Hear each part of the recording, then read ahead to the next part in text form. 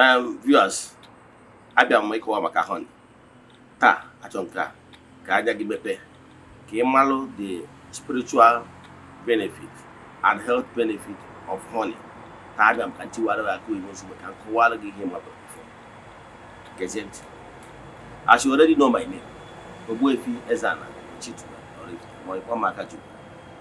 Ihe nji maka ya ka m bịakwa taa mee gbuo oge gị, achọ ka m kọwara ụkwụta edo nne. Ihe agwana ndị dị ka nkụzi m nke mbụ wee gwa gị na ihe ọbụla Chineke kere n'ụwa is for a purpose and for the benefit of man. Nwere ihe ọbụla Chukwu kere n'ụwa dị useless, but not that ka si gwa na mbụ. What you don't know remains a mystery to you. Ihe a na-akpọ honey onwe supernatural properties. Ya bụ ọbụna ngụgụ ya chi ga-eji chi ga-abụ, mana ajọ ka mbidogoro na health benefit. Ịma especially mgbe ị nwetalụ the 100% pure honey.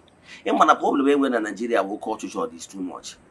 Ọtụtụ ndị mmadụ na-eme many things, adulteration everywhere, but I can tell you, animal like ije for original. Once you nweta the purest of them all, 100% no nwere ihe ọbụla gwara ya, all the good for your health. So na ọ na-aba gị n'ahụ nnukwute healing properties ka ị na-enweta n'ime ahụ. Ntị ka nkọwalụ.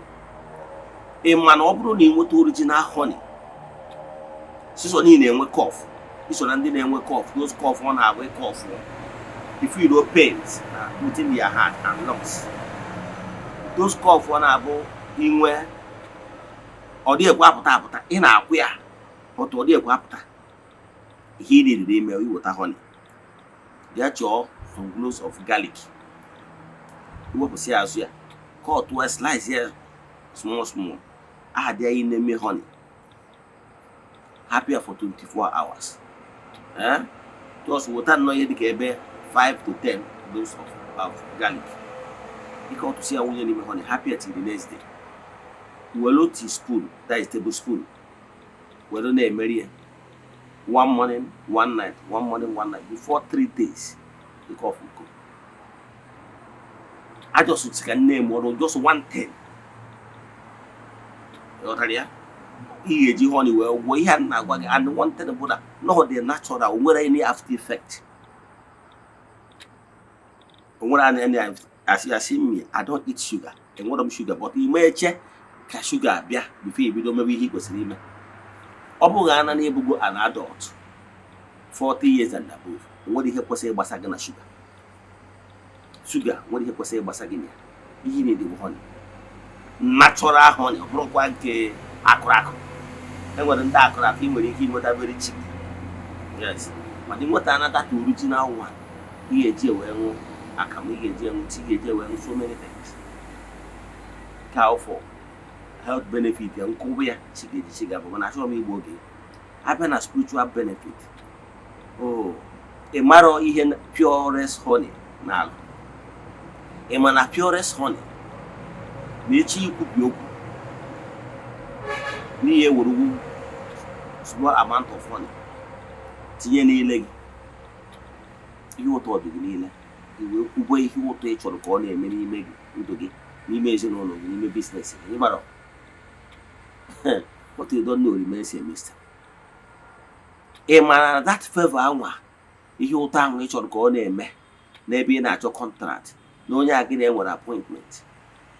Man, na honey this purest of them all. Abụrụ adulteration dịka chisikie.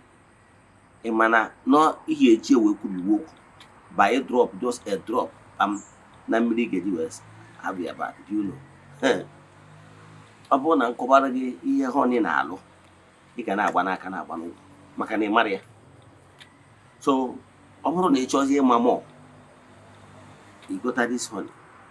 Akọwaziere gị etu ị ga-esi wee ji honey a wee na-ekwubi okwu na-eme ekpere iwe dịrị gị mma. This honey is the purest honey, 100%. Yes, this honey. 100% honey. So, we deliver anywhere you are nationwide. I give me way. including the weighing. A bottle 75 cl of this honey is 28,000. Ama na some of you ndị agbọrọ the importance of quality nwere ike ịsị na nwere ebe nwa na-ebe ego, na nwere ebe nwa na-ebe, ọ bụrụ ibe ego ka a na-ekwu. Na nwere nke ọ ga-abụ adulterated ones, ọ ga-abụ ihe eyi na-eyuzu iri nwee sugar problem. Ụdị honey nke abụ nke onye nwere diabetes na-eyuzu. Mana ọdọ ụfọdụ ndị ya afọ n'ahịa bụ onye nwere diabetes kpọọ ị na-eyuzu ya iri nwee more problem maka na akụrụ ya akụ.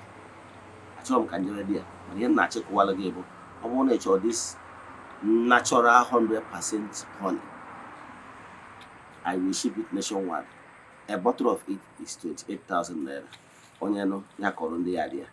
Ọ bụrụ na ị chọrọ ya, kpọtụrụ m na WhatsApp 0805 7837672 or 0813 8243871.